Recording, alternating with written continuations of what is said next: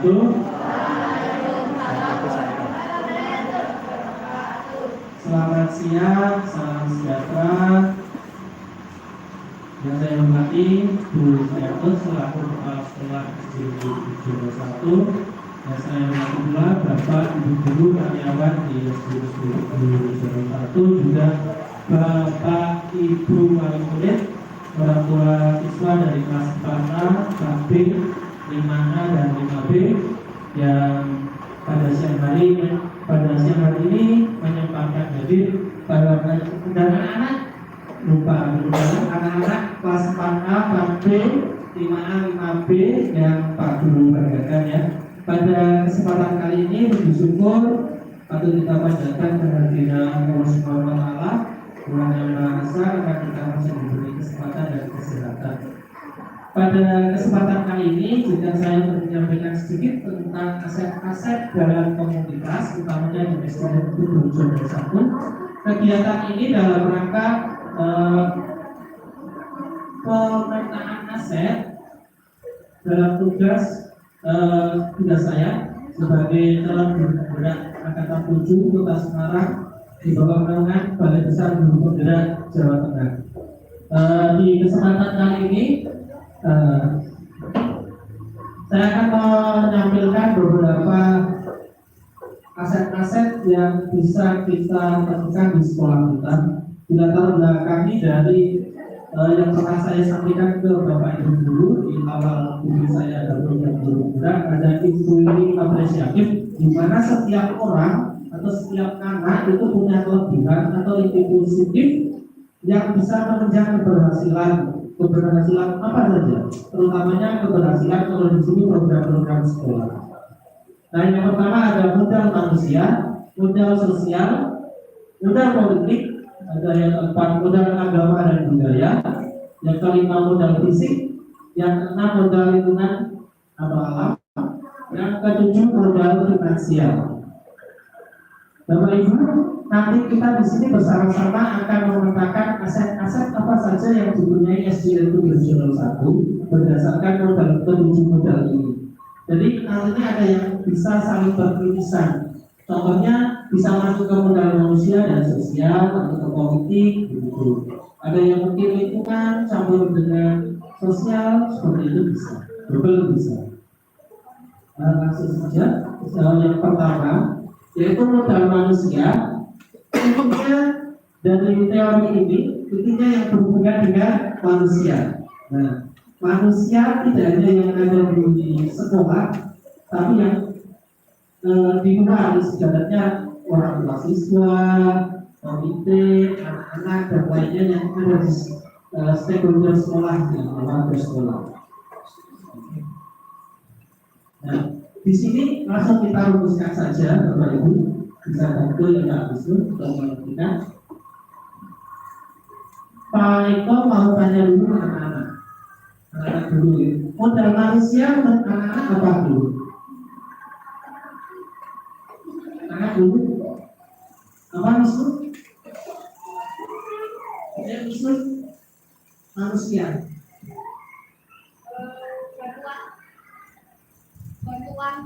Bantuan. Oh, bantuan menurut musuh. Menyangkut berbagai kebutuhan guru dan siswa. Dari guru dan siswa, mungkin salah satu perwakilan paling murid manusia.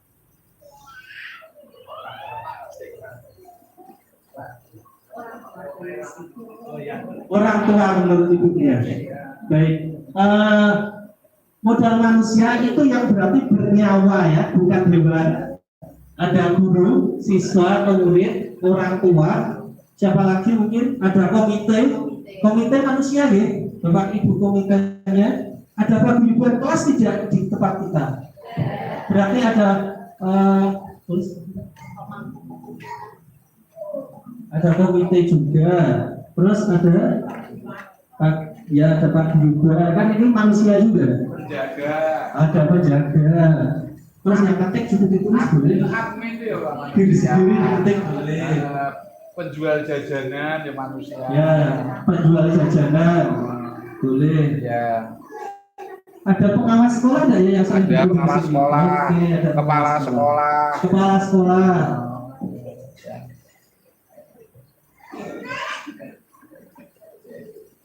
Sudah cukup Bapak Ibu kita sepakati ini ya untuk modal manusia. Kita lanjut ke yang kedua, modal sosial. Modal sosial seperti kita sebagai makhluk sosial yang tidak bisa hidup sendiri atau kita harus bergantung dengan orang lain juga. Kita ada hubungan dengan orang lain intinya untuk modal sosial. Seperti itu. Coba kita rumuskan bersama-sama Bapak Ibu. Modal sosial menurut Bapak Ibu mungkin ada usulan Bapak Ibu dulu sosial bisa saling beririsan yang atau yang sudah disebutkan di manusia bisa disebutkan juga di modal sosial. Paguyuban, pertemuan RT tidak ada ya Bapak Ibu ya. Komite sekolah betul. Terus apa lagi? Pramuka ya kita pramuka boleh. Berarti pengurusnya ini mungkin ya, pengurus apa berarti? Takbir musola ya, takbir musola. Kalau kita bentuk berarti ini Pak Lagi. Biar sholatnya lebih tertib mungkin. Gua malah sebilang itu.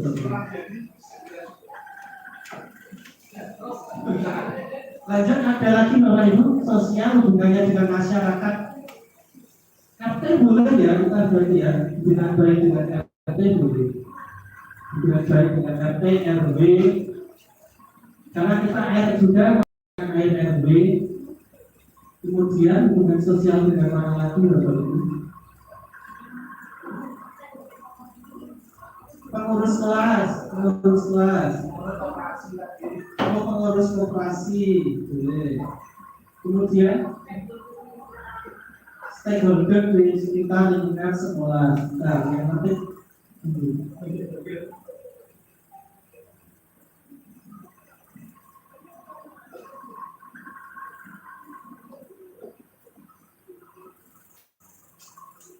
kemudian yang ketiga ada modal politik. Nah, dunia politik itu mengkritik. Nah, tapi yang dimaksud di sini politik bukan politik partai ya Bapak Ibu. Tapi politik itu jalur untuk menjembatani kita agar apa yang kita usahakan lebih cepat seperti itu. Misalkan saya kenal dengan Pak Jokowi minta bantuan gedung lantai 5 langsung dibangun mestinya seperti itu. Itu contoh dari modal politik. Kalau di negeri kita inventaris bersama-sama modal politik, kita dekat dengan siapa? Sekolah. Guru. Kalau ini kepala sekolah bisa di dalam guru, ini K3S. Jadinya semuanya langsung terhandle untuk bidang ada urusan ke tingkat sekolah. Kepala sekolahnya K3S, terus bendahara koperasi kecamatan. Untuk urusan apa-apa mau pinjam lebih cepat dulu. Kenapa kok dulu? Dulunya orang mana? Pak, kalau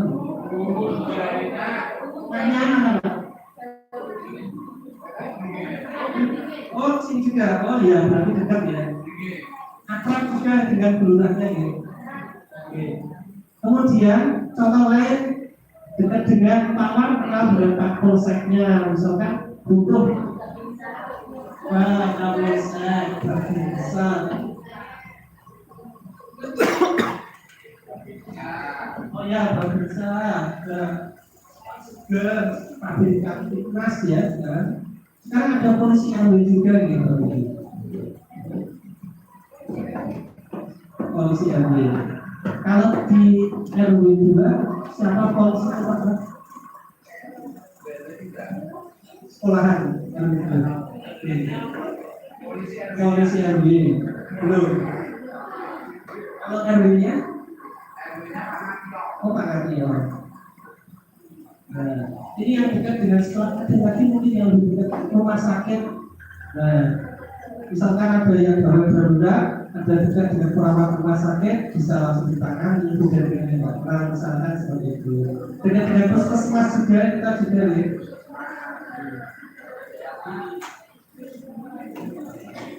Tapi ini jangan ya.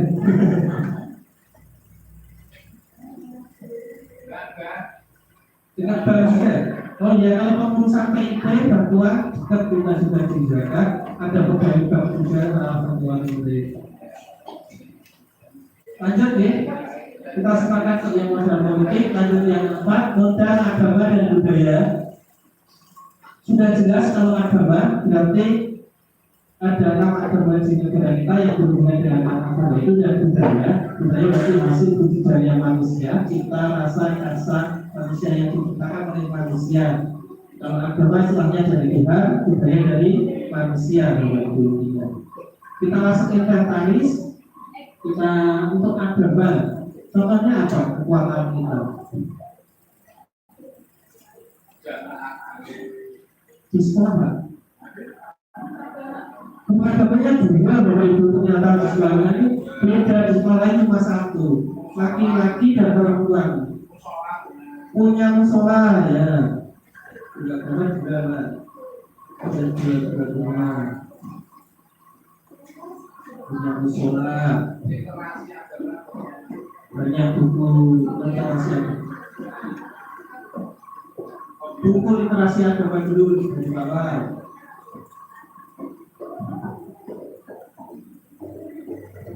Kemudian pembiasaan asmaul husna. Ada lagi Bapak Ibu?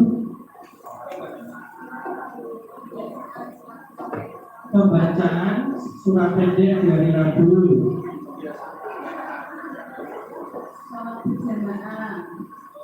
Sholat berjamaah, terutama kelas tinggi ya, sudah sholat berjamaah. Ada lagi, ada yang Pak Ustaz, Pak Kiai, orang tua dari guru kita. Oh ya, berarti ada Pak Ustaz atau orang Kiai. Oh, dekat dengan TPQ, anak-anak ikut TPQ ya Pak ya. Anak-anak ikut TPQ.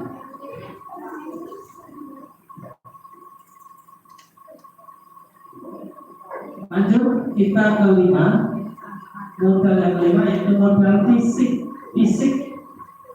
Jelas ada bangunan, struktur dan lain yang berhubungan dengan benda. Kita langsung inventaris ya. Nah, modal fisik apa datanya? Gedungnya bagus, oke bagus. Beneran bagus gedung itu paling mudah? Ya, yang penting kan paling mudah.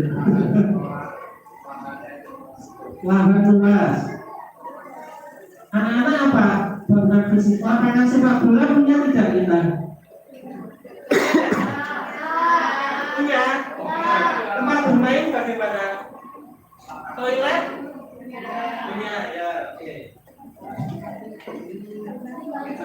Di sekolah ada lapangan, toilet. Oh, gazebo ini, ibu-ibu gazebo katanya. Kemudian apa lagi? Ada tempat yang paling dibenci anak-anak kelas 4A, laboratorium komputer. Paling dibenci karena dibilangin terus. Kantin sekolah, perpustakaan, ruang isi, sekolah, ruang gambaran. Insan yang usulan dari agama dan divisi UKS, hujan, banyak ya ternyata fisik. Karena fisik tidak hanya bangunan Bapak Ibu. Kita punya jalur gerbang yang besar, itu bis besar pun masuk, besar pun masuk. Itu juga salah satu kelebihan. Kemudian kita berada di tepi jalan pantura, aksesnya mudah. Coba bayangkan kalau di puncak gunung Galuh. Juga sekolah kita bebas banjir loh, jelas tidak mungkin banjir.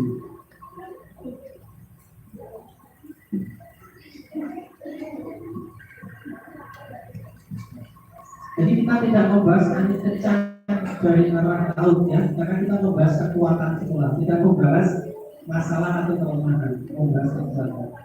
Sudah ada lagi? Cukup? Cukup, kita lanjut ke modal yang keenam, yaitu modal lingkungan atau alam. Nah, ini berupa potensi yang belum diolah dan mempunyai nilai ekonomi yang tinggi dalam upaya pelestarian alam dan juga kenyamanan hidup. Lingkungan modal lingkungan ini terdiri dari bumi, udara yang bersih, utamanya ya, laut, taman, danau, sungai, tumbuhan-tumbuhan dan sebagainya. Contohnya seperti itu. Kita langsung petakan yang lebih cepat. Lingkungan alam ada apa saja di sekolah kita? Taman, apa? Pohonan kata Alia. Banyak pohon ya. Pohon apa saja? Lengger. Anak-anak juga salah satu. Apa? Bahan untuk menanam adalah menanam dan tanaman. Anak-anak juga nanti yang muda. Itu apa ya? Apa? Kolam ikan, kita punya kolam ikan ternyata. Yang pojok barat pasti di. Ada apa lagi lingkungan alam sekolah kita? Lapangan juga masuk ini betul-betul. Bisa untuk bermain, bisa untuk berkebun, mencawa. Ada taman, pepohonan, ternak mencawa. kolam ikan, lapangan, ada lagi. Kebun, kita punya kebun. Punya ya, kita punya kebun. Air bersih, double air bersihnya. Tapi yang satu sedang macet, yang dari SPBE macet. Yang satu dari Maksimas RW. Ada lagi? Udara kita sejuk tidak anak-anak? Bapak Ibu. Sejuk ya, kecuali jam 6:30 pagi.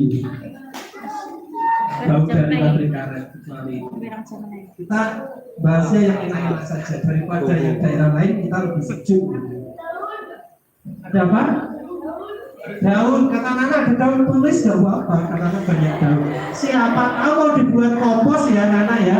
Oh keren dia. Lanjut kita selanjutnya ke modal yang ketujuh, yang terakhir, yaitu modal finansial, hubungannya dengan keuangan, ada uang. Nah ini tidak usah dijelaskan, pintar-pintar semua, langsung kita petakan kalau ini. Naluri finansial sekolah, yang mendukung sekolah ada apa? Yang pertama dana bosmi dari pemerintah.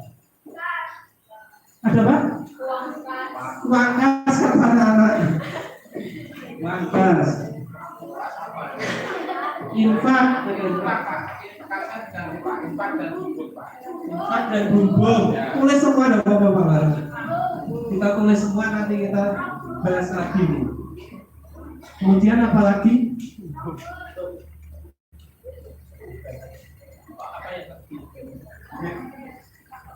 Oh, kas paguyuban. Kalau kita punya komite. Pengurus komite ada nggak? Ada. Yang pengurus ada. Oh ya, ada kas komite juga ternyata.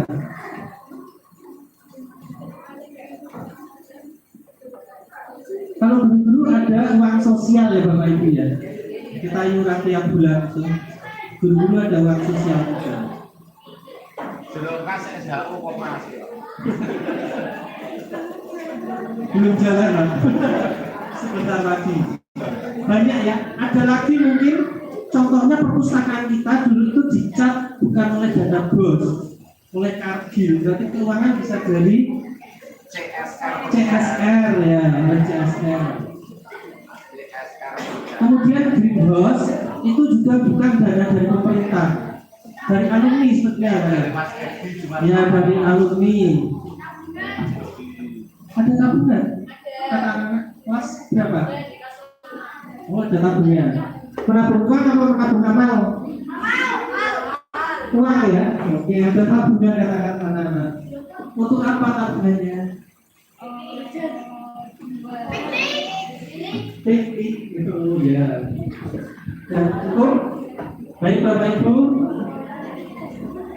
kita sudah memetakan 7 model di sekolah kita yang menjadi kekuatan di sekolah kita SDN Tugu 701. Sepakat semua, tidak ada yang perlu dipertanyakan atau ada yang mau tanya Bapak Ibu?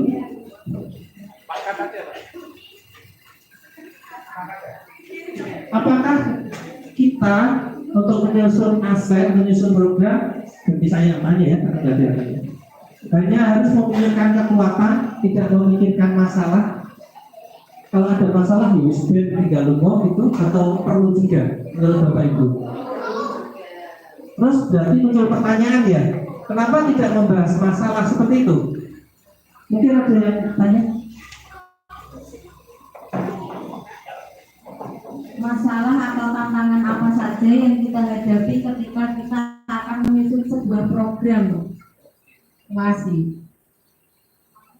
Pertanyaan yang luar biasa. Pertanyaannya berupa pertanyaan dan jawaban sebenarnya. Semua masalah itu pasti ada di segala lini kehidupan Bapak Ibu. Tapi masalah itu akan menjadi penahan atau menjadi suatu yang memberatkan bagi diri kita untuk maju apabila masalah itu dianggap menjadi suatu kerumitan atau masalah itu adalah masalah. Tetapi jika suatu masalah itu dianggap suatu tantangan yang harus kita lewati atau harus kita capai suatu tujuan tertentu dibelokkan sedikit, maka nanti akan menjadi inputnya positif dan akan menuju suatu keberhasilan, utamanya keberhasilan program sekolah. Misalkan ada anak di sini usil sekali ya Bu ya, kalau guru mungkin ya, usil atau aktif sekali, ya itu bisa jadi menganggap suatu masalah. Tetapi setelah mempelajari ini kita ubah menjadi suatu tantangan. Jadi kita maksimalkan aset anak aktif itu, kita maksimalkan ya, istilahnya kita bisa jadikan anak itu misalkan atlet, misalkan nanti di dilatih dulu olahraga seperti itu, salah satu contohnya. Kita cari kelebihan anak itu dibalik tadi pemikiran kita masalah, kita ubah menjadi suatu tantangan untuk menggali potensi anak itu. Tujuannya apa? Karena kita di sini hanya menuntut anak-anak dituntut sesuai tujuannya, potensinya semuanya agar hidupnya nanti selamat dan bahagia. Hanya itu saja sebenarnya tuntutan pendidikan yang saya kutip dari Bu Hajar Dewantoro. Jadi tidak dituntut untuk menjadi astronot, dokter, dan lain-lain, polisi dan lain-lain. Ini kamu selamat dan bahagia. Biar selamat dan bahagia, banyak caranya, sehat, banyak uangnya dan lain-lain kan. Nah itu yang penting, itu saja yang bisa saya sampaikan Bapak Ibu. Kurang lebihnya mohon maaf. Terima kasih sudah mengganggu waktu siangnya Bapak Ibu. Semoga yang sedikit ini bermanfaat. Assalamualaikum warahmatullahi wabarakatuh.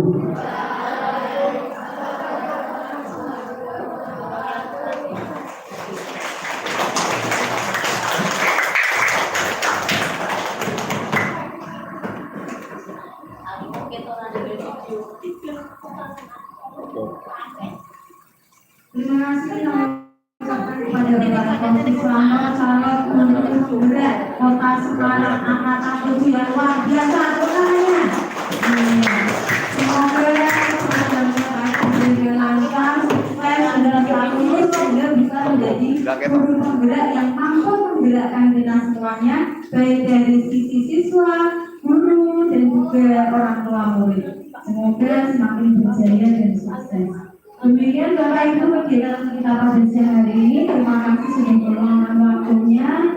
Saya sebagai pembawa acara mohon maaf jika ada tutur kata yang kurang berkenan. Selamat pulang, selamat beraktivitas kembali. Terima kasih. Saya akhiri. Wassalamualaikum warahmatullahi wabarakatuh.